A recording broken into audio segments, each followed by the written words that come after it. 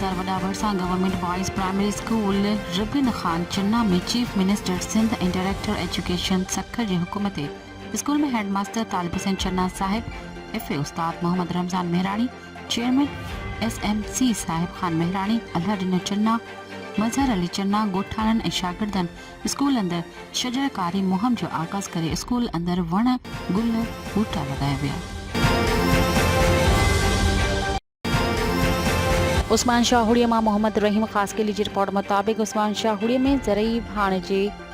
भान जे ब्लैक ते विकिरे हथरादू खोट ख़िलाफ़ DC टंडोला हयात परां शहर उस्मान शाहुड़िया में ज़रई यूरिया भाण जे गोदाम ते छापो हणी बोरियूं ज़ब्त कयूं ऐं गोदाम मां हथ आयल यूरिया भाण जी मालियत 9,72,800 ॿुधाई पई वञे। इन मौक़े ते DC टंडोला ॿुधायो त ज़रई भाण जी ब्लैक ते विकिरे ऐं हथरादू खोट ख़िलाफ़ कार्रवाइयूं कयूं पियूं वञनि।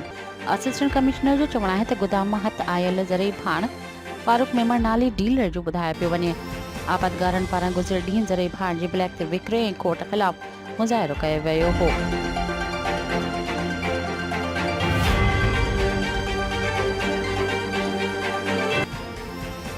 कंबर मां फराज अहमद मंगीअ जी रिपोर्ट मुताबिक़ ज़िले कंबर शहदाद कोट यूनियन काउंसिल एतबार खान चांडियूं जे मुलाज़िमनि पारां 6 महीननि खां पघारूं न मिलण ख़िलाफ़ UC चेयरमैन ऐं सेक्रेटरी ख़िलाफ़ प्रेस क्लब अॻियां एहतजाजी मुज़ाहिरो कयो वियो आहे। इन मौक़े ते लोकल गवर्नमेंट यूनियन अॻवान ज़ुल्फ़कार अली मक्सी, नादिर हुसैन ख़ासकेली ऐं ॿिनि मीडिया आडो दाहिंद चयो त ज़िले भर जे मुख़्तलिफ़ UCs जे चेयरमैननि ऐं सेक्रेटरियुनि पारां